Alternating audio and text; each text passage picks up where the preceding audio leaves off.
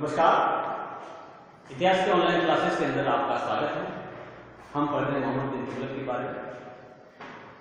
देखिए कि वैसे मोहम्मद बिन तुगलक की ये जो योजना है उन योजनाओं को हम एक वीडियो के अंदर भी समझ सकते हैं, लेकिन अगर हम पूरी योजनाओं को या मोहम्मद बिन तुगलक को अगर एक वीडियो के अंदर समझेंगे तो ये बहुत बड़ा हो जाएगा, जिसमें आप लोगों के लिए भी समझना पढ़ना में दिक्कत आती है। तो हम उसको पार्ट के अंदर डिवाइड करते हुए उसकी योजनाओं के द्वारा या उसके जो खंड है मोहम्मद बिन तुगलक की पूरे चैप्टर के उनको उस तरीके से वीडियोस बना रहे ताकि आपके लिए भी आसानी रहे।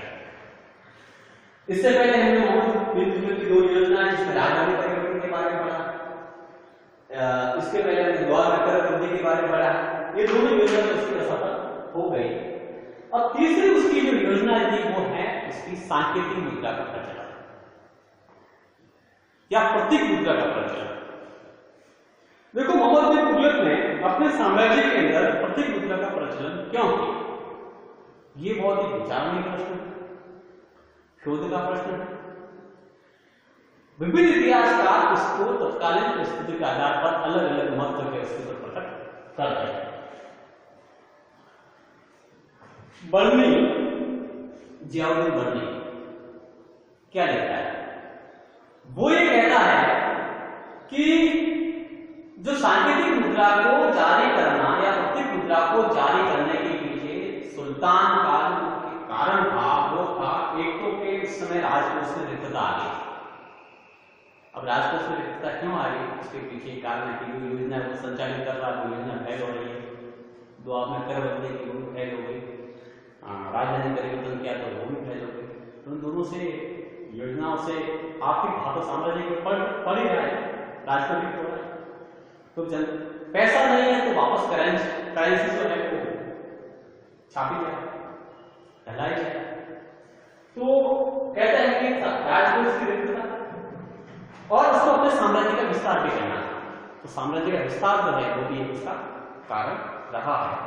साम्राज्य विस्तार और राजकोष की रिक्तता, जियाउद्दीन बर्नी कहता है ऐसा कि ये वो कारण थे जिस वजह से उसने जो है सांकेतिक मुद्रा का प्रचलन किया। सांकेतिक मुद्रा को आप ऐसे समझिए कि पहले तो मुद्रा चलती थी, चांदी की मुद्रा चलती थी। अब उसने संकीर्ण रूप से ऐसी मुद्राएं जारी करवाई, जैसे प्रिस्टा कहता है कि वो मुद्रा पीतल की थी और बर्नी कहता है कि वो मुद्रा तांबे की थी। वो मुद्रा उसने साम्राज्य के अंदर जारी करवाई और ये कहा गया कि उसका जो मूल्य होगा, उसकी जो वैल्यू होगी वो चांदी की मुद्रा की बराबर नहीं होगी। यानी पहले अगर आप चांदी का 1 रुपया देते थे, फॉर एग्जाम्पल की बात कर रहा हूं, अगर 1 रुपया देते थे और आप तांबे का 1 रुपया लेके जाओगे या पीतल का 1 रुपया लेके जाओगे तो उसका मूल्य बराबर है। अगर पहले 1 किलो घी 1 रुपये मिलता था, अगर वो चांदी की मुद्रा थी, तो अब भी आपको अगर तांबे की मुद्रा लेके जाओगे तो जो 1 किलो घी ही आपको मिलेगा। यानी सम्राट में इसका जो मूल्य है वो है बराबर है, इसकी वैल्यू है वो बराबर है। अब इस वजह से एडवर्ड टॉमस जो है विद्वान है वो कहते हैं कि वो धनवानों का राजकुमार है। कई बार पूछा जाता है कि धनवानों का राजकुमार किस शासक को कहा जाता है? तो मोहम्मद बिन तुगलक को कहा जाता है। किसने कहा? एडवर्ड टॉमस ने कहा। क्यों कहा? क्योंकि उसने मुद्रा का प्रचलन मध्यकाल के अंदर किया था कि किस तरह से उसने एक प्रयोग किया, जैसे आप एक्सपेरिमेंट है एक तरह से आप देखा जाए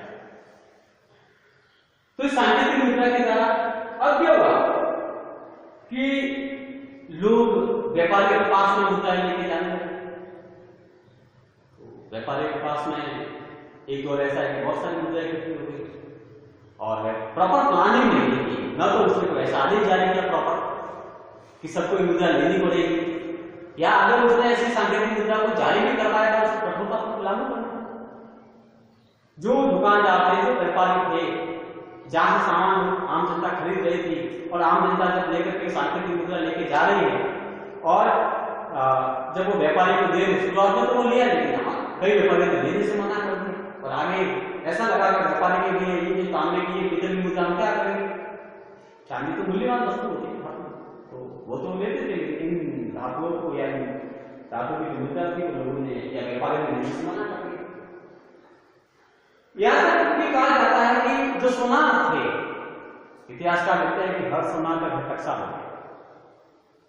क्यों धड़ल्ले से मुद्रा छापी जा रही है, और ये क्यों छापी जा रही है इसको भी समझ लो।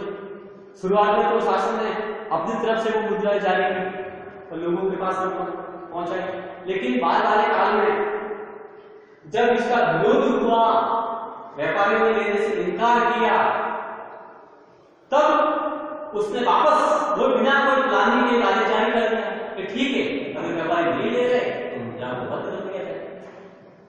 पर कह दिया कि ठीक है, अब तो जनता ने हमारे पास मुद्रा, उसका क्या करोगे, ये व्यापारी का हमने जो टिकट उसका क्या करोगे। तो उन्होंने कहा कि आप ऐसा करो कि जितनी मुद्रा जो है जो बिकती हुई है उसको ला करके आप क्या है राजकोष में जमा करा दो और उसके बदले में वहां से चांदी की मुद्रा लेके चले जाओ।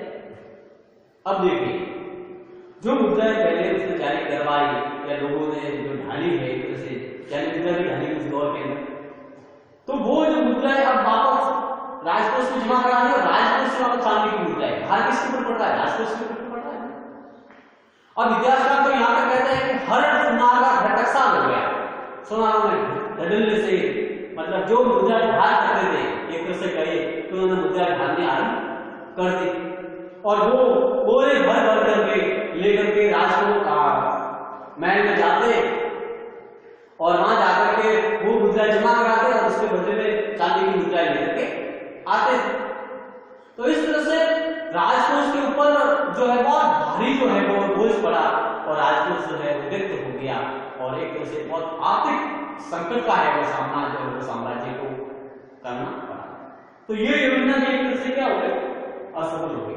अच्छे कार्य के उसने किया, काम किया था, लेकिन वो उसको सही ढंग से लागू नहीं करवा पाया। यानी जो सांकेतिक मुद्रा का प्रचलन करना ही था तो साम्राज्य ने ऐसा एक शासनादेश जारी करना था कि वो मुद्राएं हर व्यक्ति को स्वीकार करना जरूरी है, उसका लेन देन में कोई समस्या नहीं आएगी, निर्बाध रूप से उसका जो लेन देन होगा और अगर कोई लेने से मना करेगा तो उसको कठोर कार्रवाई की जाएगी। लेकिन ऐसा कोई प्रबंधन या मैनेजमेंट उसके पास में नहीं था और उस वजह से जो ये योजना उसकी असफल हो गई। तो तीसरी योजना है वो भी उसकी असफल हो गई और उसको नमस्कार।